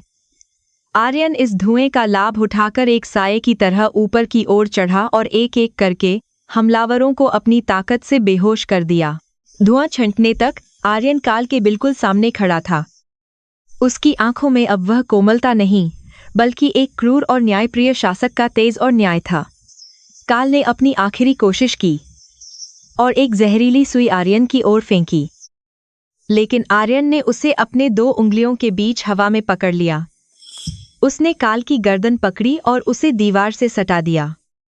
उसकी आवाज अब मौत की आहट जैसी लग रही थी, जिसने हत्यारे के मन में भय भर दिया। किसने भेजा है तुम्हें? क्या विक्रम ने ही यह सब प्लान किया था, या इसके पीछे कोई और बड़ी शक्ति है जो मुझे पहचानती है? आर्यन ने काल की गर्दन पर दबाव बढ़ाते हुए पूछा। उसकी आंखें लाल हो चुकी थीं, जो उसके गुस्से की चरम सीमा को दर्शा रही थीं। काल ने कांपते हुए होठों से स्वीकार किया कि विक्रम ने उसे बहुत मोटी रकम दी थी और उसे अनन्या को जानबूझकर नुकसान पहुंचाने का आदेश मिला था ताकि वह उसे डरा सके। आर्यन ने उसे जान से नहीं मारा, बल्कि उसे कानून के हवाले करने का फैसला किया, ताकि उसके पास विक्रम के खिलाफ ठोस कानूनी सबूत हमेशा मौजूद रहें। उसने काल के हाथ पांव बांध दिए और अपने गुप्त सुरक्षा दल को संदेश भेज दिया कि वे आकर इस अपराधी को अपनी हिरासत में ले लें। उसे पता था कि यह लड़ाई शारीरिक से कहीं अधिक अब रणनीतिक और मनोवैज्ञानिक हो चुकी थी और उसे अपने अगले कदम बहुत सावधानी से उठाने होंगे। लड़ाई खत्म होने के बाद आर्यन ने देखा कि उसकी बाईं बांह पर एक गहरा कट लगा था, जहां से खून बहकर फर्श पर लगातार गिर रहा था। उसने अपने रुमाल से घाव को कसकर बांधा, लेकिन उसे शारीरिक दर्द से अधिक उस विश्वासघात का दर्द हो रहा था जो अनन्या के मासूम जीवन के आसपास बुना जा रहा था।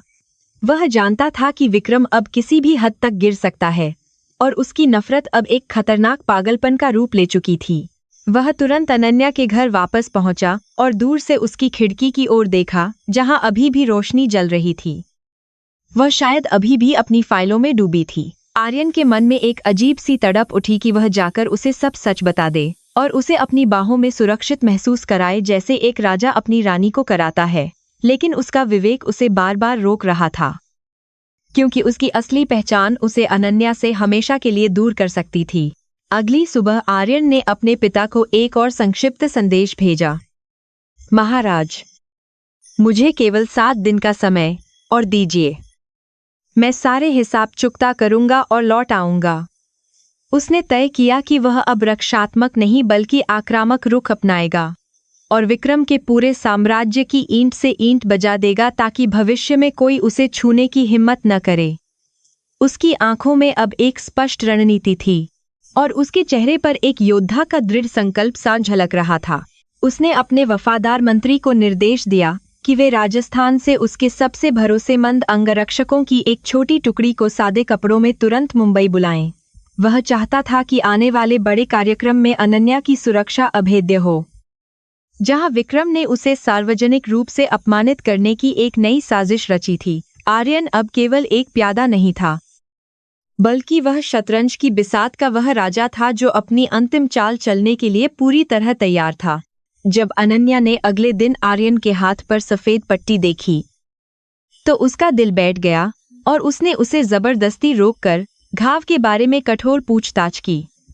आर्यन ने फिर से कोई मामूली बहाना बनाने की कोशिश की, लेकिन अनन्या ने उसकी आंखों में झांककर वह सच जानने की कोशिश की जो वह हफ्तों से छिपा रहा था। आर्यन, तुम मेरे लिए अपनी कीमती जान जोखिम में डाल रहे हो। क्या तुम सच में सिर्फ एक बॉडीगार्ड हो या कुछ और? उसने पूछा। आर्यन कुछ पल के लिए शांत रहा, फिर उसने बहुत ही नरमी से अनन्या का हाथ अपने हाथ से हटाया और खिड़की से बाहर आकाश की ओर मुड़ गया। मैम, कभी कभी कुछ बड़े जवाब शब्दों में नहीं बल्कि सही समय आने पर खुद ब खुद मिल जाते हैं। बस मुझ पर थोड़ा और भरोसा रखिए। अनन्या ने महसूस किया कि आर्यन की आवाज में एक ऐसा भारी वजन था जो केवल उन लोगों में होता है जिन्होंने बहुत बड़ी जिम्मेदारियां निभाई हों। दिन बीतते गए और शहर में उस भव्य चैरिटी बॉल की चर्चा होने लगी जहां अनन्या और विक्रम दोनों को शामिल होना था, जो उनकी किस्मत का फैसला करेगा।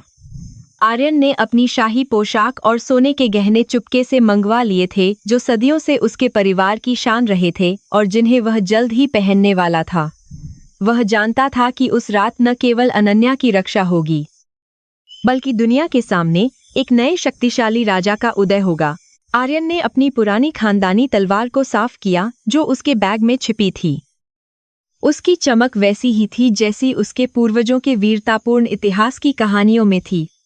उसने अपने चेहरे पर एक सख्त भाव लाया और खुद को मानसिक रूप से उस बड़े खुलासे के लिए तैयार किया जो अब बिल्कुल अपरिहार्य हो चुका था। वह जानता था कि उसके प्यार और होल परिहार्य हो चुका था। कर्तव्य की यह अंतिम और सबसे कठिन परीक्षा होगी जिसमें उसे जीतना ही था। रात की ओस गिर रही थी और आर्यन अपने बिस्तर पर लेटा हुआ अपनी हथेली पर बनी उस शाही रेखा को देख रहा था जो उसे उसके गौरवशाली राज्य से जोड़ती थी। उसने एक गहरी नींद लेने की कोशिश की ताकि वह अगले दिन के महायुद्ध के लिए पूरी तरह तरोताजा रह सके, क्योंकि उसे पता था कि कल की सुबह भाग्य बदलने वाली थी। खामोशी के उस पल में भी उसके कानों में युद्ध के नगाड़ों की गूंज स्पष्ट सुनाई दे रही थी। अनन्या उस रात सो नहीं पाई। उसके मन में आर्यन की वह घायल छवि बार बार उभर रही थी जब उसने गोदाम से लौटने के बाद उसे पहली बार देखा था। उसने महसूस किया कि आर्यन की खामोशी में एक ऐसा अटूट दर्द और सुरक्षा का भाव है जिसे उसने आज तक किसी और की आंखों में कभी नहीं देखा था। वह अपनी खिड़की से चांद को निहार रही थी और सोच रही थी कि क्या उसका यह रक्षक ही उसका असली जीवन साथी है। दूसरी तरफ विक्रम अपने कमरे में शराब के नशे में धुत था और काल की असफलता की खबर सुनकर वह पागलों की तरह कमरे का सारा कीमती सामान तोड़ने लगा था। उसने अपने पिता से कहा कि वह अब किसी भी कानूनी तरीके की परवाह नहीं करेगा और अनन्या को हासिल करने के लिए अपनी पूरी ताकत लगा देगा। उसे यह समझ नहीं आ रहा था कि एक मामूली गार्ड कैसे उसके हर रास्ते का कांटा बन रहा था। उसका विनाश निश्चित था। शहर के सबसे प्रतिष्ठित और शानदार होटल द इंपीरियल के मुख्य सभागार में आज रात एक भव्य चैरिटी बॉल का आयोजन किया गया था, जहां देश के सबसे अमीर और ताकतवर लोग जमा हुए थे। हॉल के फर्श पर बिछे मखमली कालीन और छत से लटकते हुए विशाल स्फटिक पाथे के झूमर अपनी भव्यता से मेहमानों की आंखों को चकाचौंध कर रहे थे। हर तरफ हीरों की चमक और महंगे इत्रों की महक फैली हुई थी जिससे वातावरण और भी विलासी और वैभवशाली लग रहा था।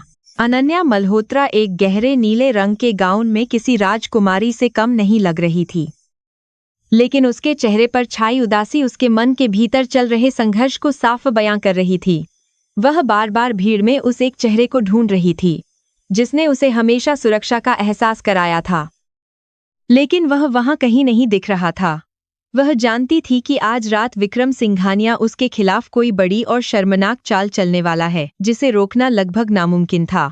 विक्रम सिंघानिया ने हाथ में शैंपेन का गिलास लेकर मंच की ओर कदम बढ़ाए और माइक्रोफोन पर हाथ रखते हुए सबका ध्यान अपनी ओर खींचने की कोशिश की ताकि वह अपनी घोषणा कर सके।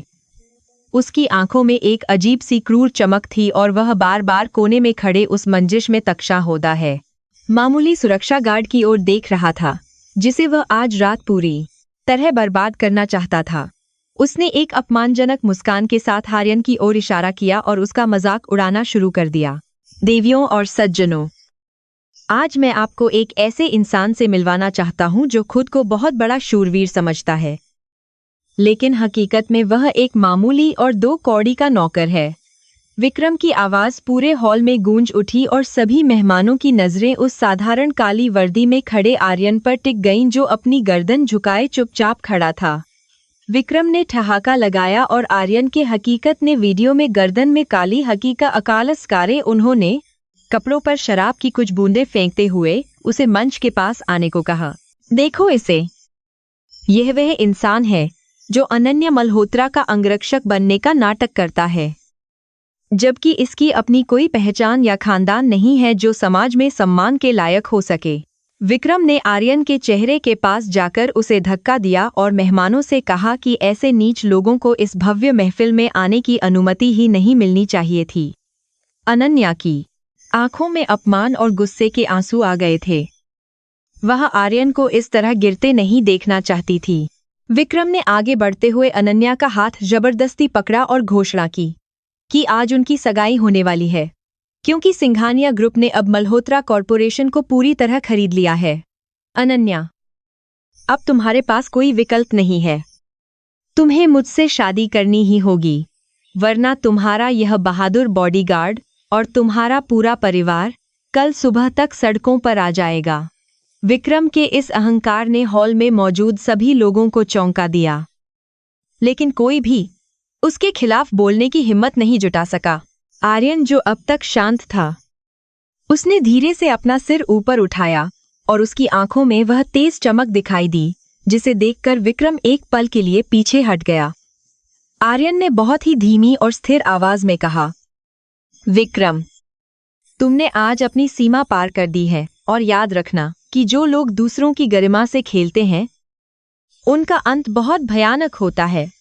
विक्रम ने जोर से हंसते हुए सुरक्षा कर्मियों को आदेश दिया कि इस नौकर को अभी मारकर बाहर फेंक दो। तभी अचानक होटल के बाहर दर्जनों सायरन की आवाजें सुनाई देने लगीं और खिड़कियों से नीली और लाल बत्तियां चमकती हुई दिखाई दीं, जिससे पूरे हॉल में खलबली मच गई।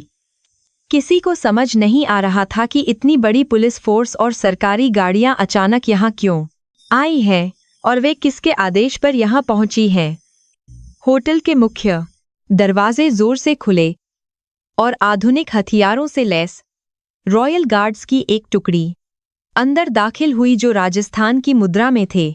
सबके होश तब उड़ गए जब भारत सरकार के विदेश मंत्रालय के मुख्य सचिव और राजस्थान राज्य के मुख्यमंत्री के निजी दूत एक साथ हॉल के भीतर पूरे राजकीय सम्मान के साथ आए। उन्होंने किसी की ओर ध्यान नहीं दिया और सीधे उस ओर बढ़े जहां आर्यन खड़ा था।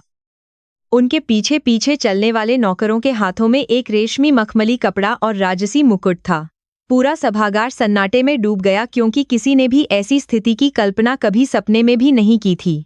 आर्यन ने बहुत ही गरिमा के साथ अपनी पुरानी काली वर्दी उतारी, जिसके नीचे उसने पहले से ही एक बारीक रेशमी सफेद कमीज पहनी हुई थी जो उसकी शाही कदकाठी को दर्शा रही थी। सरकारी अधिकारियों ने उसके सामने झुककर प्रणाम किया और उसे युवराज आर्यन प्रताप सिंह कहकर संबोधित किया, जो पूरे भारत के सबसे अमीर और शक्तिशाली रियासतों में से एक के उत्तराधिकारी थे। अनन्या की आंखें फटी की फटी रह गई और उसका दिल जोर जोर से धड़कने लगा, क्योंकि यह अविश्वसनीय था। मुख्य सचिव ने अपनी आधिकारिक आवाज में घोषणा की, हमें यह बताते हुए गर्व हो रहा है कि हमारे राजकुमार, जो पिछले कुछ महीनों से एक गुप्त मिशन पर थे, आज अपनी पहचान उजागर कर रहे हैं। उन्होंने आर्यन के कंधों पर वह राजसी स्वर्ण जड़ित शेरवानी पहनाई जो केवल शाही परिवार के सदस्य ही पहन सकते थे और उसके सिर पर पुश्तैनी मुकुट सजा दिया। आर्यन अब एक मामूली गार्ड नहीं, बल्कि साक्षात एक सम्राट की तरह सबके सामने खड़ा था। विक्रम सिंघानिया का चेहरा पीला पड़ गया और उसके हाथ से शैंपेन का गिलास छूटकर फर्श पर चकनाचूर हो गया। उसका पूरा शरीर डर के मारे बुरी तरह कांपने लगा था। उसने कभी सपने में भी नहीं सोचा था कि जिस इंसान को उसने नीच और नौकर कहकर बार बार अपमानित किया था, वह वास्तव में एक ऐसा शक्तिशाली राजकुमार है जिसकी एक उंगली के इशारे पर उसका साम्राज्य खत्म हो सकता है। प्रताप सिंघानिया भी अपनी कुर्सी पर बेजान होकर गिर पड़ा क्योंकि वह सच्चाई जानता था। आर्यन ने मंच की ओर कदम बढ़ाए। उसकी चाल में वह शाही रुतबा और आत्मविश्वास था जिसे देखकर बड़े बड़े उद्योगपति भी अपना सिर सम्मान में झुकाने लगे जो पहले उसका मजाक उड़ा रहे थे। उसने अनन्या का हाथ बहुत ही कोमलता से विक्रम की पकड़ से छुड़ाया और उसे अपने पास खड़ा कर लिया, जैसे वह पूरी दुनिया को बता रहा हो कि वह उसकी है। अनन्या को अब समझ आया कि क्यों आर्यन हमेशा इतना शांत और हर मुश्किल में इतना अडिग बना रहता था। मिस्टर विक्रम सिंघानिया, आपने आज पूछा था कि मेरी औकात क्या है, तो जान लीजिए कि जिस जमीन पर आप खड़े हैं उसका आधा हिस्सा मेरे पूर्वजों के दान की हुई संपत्ति है। आर्यन की भारी और गूंजती आवाज ने विक्रम के अहंकार को पूरी तरह कुचल दिया और उसे अपनी औकात का असली एहसास करा दिया जो वह कभी नहीं भूल पाएगा। हॉल में मौजूद सभी लोग अब आर्यन की आवाज ने की है कि हुई संपत्ति की अहंकार को पूरी तरह कुचल दिया जो वह कभी नहीं भूल पाएगा, जय जयकार करने लगे थे और सिंघानिया परिवार की थू थू होने लगी थी। आर्यन ने मुख्यमंत्री के दूत की ओर देखा और उन्हें उन सभी दस्तावेजों को सार्वजनिक करने का आदेश दिया जो सिंघानिया ग्रुप के अरबों रुपये के टैक्स चोरी और अवैध हथियारों के व्यापार से जुड़े थे। पुलिस अधिकारियों ने तुरंत आगे बढ़कर विक्रम और उसके कामपात कीहू ने पिता प्रताप सिंघानिया को गिरफ्तार कर लिया, जिससे उनकी बची कुची प्रतिष्ठा भी पल भर में खाक में मिल गई। विक्रम चिल्लाता रहा और माफी मांगता रहा, लेकिन आर्यन की आंखों में अब उसके लिए कोई दया शेष नहीं थी। सभागार में मौजूद मेहमान अब आर्यन के पास आकर उनसे जान पहचान बढ़ाने की कोशिश करने लगे, लेकिन आर्यन ने केवल अनन्या की ओर अपना ध्यान केंद्रित रखा जो अभी भी सदमे में थी। उसने अनन्या के कान में बहुत धीरे से कहा, मैंने आपसे वादा किया था कि सही समय आने पर आपको सारे जवाब मिल जाएंगे। उम्मीद है कि अब आप मुझ पर फिर से भरोसा करेंगी। अनन्या ने केवल अपना सिर झुकाया और उसकी आंखों से खुशी के आंसू बहने लगे जो हफ्तों के दर्द का अंत थे। पूरा कार्यक्रम अब एक शाही उत्सव में बदल चुका था, जहां हर कोई युवराज की बहादुरी और उनके धैर्य की चर्चा कर रहा था कि कैसे उन्होंने इतनी बड़ी पहचान छिपाई थी। अनन्या के पिता जो एक कोने में खड़े यह सब देख रहे थे, उन्हें अपनी पसंद पर बहुत गर्व हुआ कि उन्होंने अपनी बेटी की सुरक्षा के लिए एक असली शेर को चुना था। उन्हें यह भी एहसास हुआ कि आर्यन का प्यार सच्चा था क्योंकि एक राजकुमार को किसी की नौकरी करने की कोई जरूरत नहीं थी। तभी राजस्थान के महाराज का वीडियो संदेश बड़ी स्क्रीन पर चलने लगा, जिसमें उन्होंने अपने पुत्र की वीरता की सराहना की और अनन्या को अपने परिवार की भाभी बहू के रूप में स्वीकार किया। इस घोषणा ने सभी को चौंका दिया और हॉल तालियों की गूंज से भर गया, जिससे यह स्पष्ट हो गया कि अब अनन्या और आर्यन की राह में कोई बाधा नहीं बची थी। यह एक ऐसी जीत थी जो न केवल न्याय की थी, बल्कि उस सच्चे और निस्वार्थ प्रेम की भी थी। रात के अंतिम प्रहर में जब भीड़ कम होने लगी, आर्यन और अनन्या होटल की बालकनी पर खड़े होकर शहर की रोशनी देख रहे थे, जहां अब शांति और सुकून का वातावरण था। आर्यन ने अपनी जेब से वह शाही अंगूठी निकाली जो सदियों से उनके परिवार की बहुओं को पहनाई जाती थी और अनन्या की उंगली में बहुत ही प्यार से डाल दी। अनन्या ने महसूस किया कि उसका रक्षक अब उसका जीवन साथी बन चुका था और उनके सुनहरे भविष्य की नई शुरुआत हो चुकी थी। आर्यन, क्या तुम अब वापस चले जाओगे?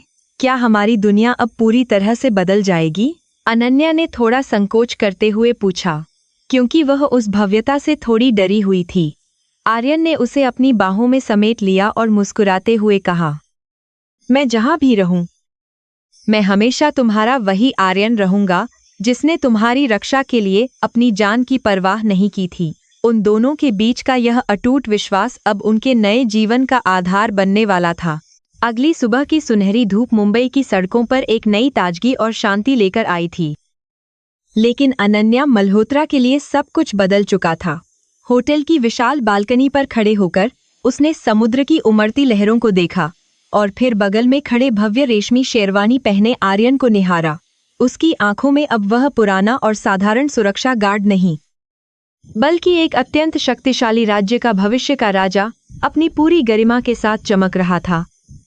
आर्यन ने बहुत ही प्यार से उसका हाथ थामा और उसे अपनी नई और अद्भुत दुनिया में ले जाने का वादा किया। उसी समय शहर के समाचार पत्रों और टीवी चैनलों पर सिंघानिया परिवार के पतन की खबरें प्रमुखता से छाई हुई थी, जिससे पूरे देश में सनसनी फैल गई थी। प्रताप सिंघानिया और उसके बेटे विक्रम को पुलिस की कड़ी सुरक्षा में अदालत ले जाया जा रहा था, जहां उनके चेहरे पर अब केवल डर और पछतावा था। उनके करोड़ों रुपये के अवैध व्यापारिक साम्राज्य को सरकार ने पूरी तरह जब्त कर लिया था और उनके सभी बैंक खाते फ्रीज कर दिए गए थे। यह उस अहंकार और अन्याय का अंत था जिसने कई मासूम जिंदगियों को पहले तबाह करने की कोशिश की थी। दोपहर के समय राजस्थान के महाराज, जो आर्यन के पिता थे, अपने विशेष शाही विमान से मुंबई पहुंचे ताकि वे औपचारिक रूप से अनन्या का हाथ मांग सके। अनन्या के पिता ने अपनी आंखों में गर्व के आंसू लिए महाराज का स्वागत किया और उन्हें अपने घर के भीतर पूरे सम्मान के साथ आमंत्रित किया। महाराज ने अनन्या की सादगी और उसकी बहादुरी की बहुत प्रशंसा की, जिसने उनके पुत्र के कठिन मिशन के दौरान उसका साथ दिया था।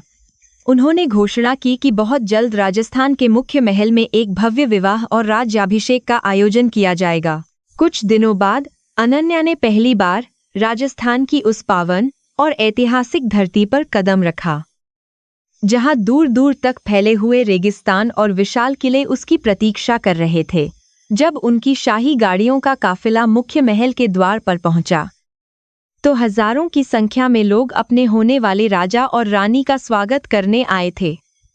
फूलों की बारिश और नगाड़ों की गूंज ने पूरे वातावरण को उत्सव के रंग में सराबोर कर दिया था, जिसे देखकर अनन्या पूरी तरह से अभिभूत और भावुक हो गई थी। वह समझ गई कि आर्यन की जड़ें कितनी गहरी थीं। महल के भीतर का दृश्य किसी प्राचीन और सुंदर सपने जैसा था, जहां हर दीवार पर वीरों की गाथाएं और राजपूताना संस्कृति की अनमोल झलकियां साफ दिखाई दे रही थीं। आर्यन अब अपनी पूरी राजसी वेशभूषा में था, जिसके सिर पर पुश्तैनी मुकुट और कमर में सोने की म्यान वाली तलवार बंधी हुई थी, जो उसकी शक्ति का प्रतीक थी। उसने अनन्या को महल के झरोखे से अपना पूरा राज्य दिखाया और वादा किया कि वह हमेशा उसकी और अपनी प्रजा की रक्षा करेगा। अनन्या को महसूस हुआ कि उसे एक सच्चा रक्षक और जीवनसाथी दोनों मिल गए थे। विवाह की रस्में कई दिनों तक चलती रहीं, जिसमें देश विदेश के कई दिग्गज नेता और शाही परिवारों के सदस्य शामिल होकर अपनी शुभकामनाएं देने के लिए महल में एकत्रित हुए थे। अनन्या को अब राजकुमारी के रूप में प्रशिक्षित किया जा रहा था और उसने बहुत ही कम समय में सभी रीति रिवाजों को गरिमा के साथ अपना लिया था। आर्यन हमेशा उसके साथ साये की तरह खड़ा रहता था, जैसे वह पहले एक साधारण गार्ड के रूप में खड़ा रहता था। उनके बीच का प्यार और गहरा होता जा रहा था, क्योंकि अब उनके बीच कोई राज नहीं बचा था। एक शाम आर्यन ने महल की छत पर अनन्या के लिए एक विशेष रात्रिभोज का आयोजन किया, जहां केवल चांदनी रात और शांत हवाओं का मधुर साथ उनके बीच मौजूद था। उसने अनन्या को याद दिलाया कि कैसे वह उसे नीच और मामूली नौकर कहने वालों के सामने चुपचाप खड़ा रहता था, ताकि वह अपना मिशन पूरा कर सके। सच्ची शक्ति बीच की वाजों में हिलास में होती है, लास मेरिन की वजह से चिल्लाने में नहीं, बल्कि सही समय का इंतजार करने और अपने मूल्यों पर अडिग रहने में होती है। अनन्या, आर्यन ने बहुत ही गहराई से कहा। अनन्या ने उसकी बातों को गौर से सुना और महसूस किया। सिंघानिया परिवार को अदालत ने उम्र कैद की सजा सुनाई थी, जिससे न्याय की वह जीत पूरी हुई जिसका इंतजार आर्यन और उसके गुप्त जासूसों को कई महीनों से था। विक्रम की जेल की कोठरी अब उसके उस आलीशान महल से बहुत अलग थी, जहां उसने कभी बैठकर दूसरों के अपमान की साजिशें रची थीं। कानून ने यह साबित कर दिया था कि चाहे कोई कितना भी अमीर क्यों न हो, वह मानवता और ईमानदारी से ऊपर कभी नहीं हो सकता। आर्यन ने यह खबर सुनकर केवल एक लंबी और सुकून भरी सांस ली थी। अनन्या ने मल्होत्रा कॉरपोरेशन की बागडोर अब एक नई और आधुनिक सोच के साथ संभाली थी, जिसमें आर्यन के शाही फंड का बहुत बड़ा और महत्वपूर्ण योगदान शामिल था। कंपनी अब केवल मुनाफे के लिए नहीं, बल्कि गरीबों के कल्याण और सामाजिक कार्यों के लिए भी जानी जाने लगी थी, जिससे उसकी साख और बढ़ गई थी। आर्यन और अनन्या ने मिलकर कई अनाथालयों और स्कूलों की स्थापना की, जहां शिक्षा पूरी तरह से मुफ्त दी जाती थी। उन्होंने साबित किया कि धन का सही उपयोग केवल दूसरों की सेवा में ही निहित होता है।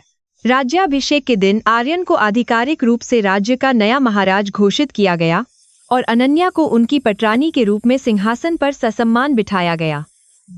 पूरे राज्य में उस दिन दिवाली जैसा माहौल था और हर घर में दिए जलाकर खुशियां मनाई गई थीं, क्योंकि उन्हें एक न्यायप्रिय राजा मिला था। आर्यन ने अपनी पहली घोषणा में भ्रष्टाचार को जड़ से खत्म करने और महिलाओं की सुरक्षा के लिए कड़े कानून बनाने का आदेश दिया।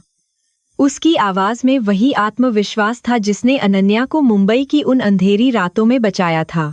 इतिहास की किताबों में अब इस प्रेम कहानी को एक महान गाथा के रूप में दर्ज किया गया था, जिसे आने वाली पीढ़ियां सदियों तक बड़े गर्व के साथ पढ़ेंगी। एक ऐसा राजकुमार जिसने अपनी पहचान को पूरी तरह भुला दिया ताकि वह अपने सच्चे प्यार की रक्षा एक साधारण नौकर बनकर कर सके और अंत में जीत हासिल की। उनकी यह यात्रा केवल सत्ता की नहीं, बल्कि चरित्र और धैर्य की थी, जिसने दुनिया को एक नया और महान संदेश दिया था।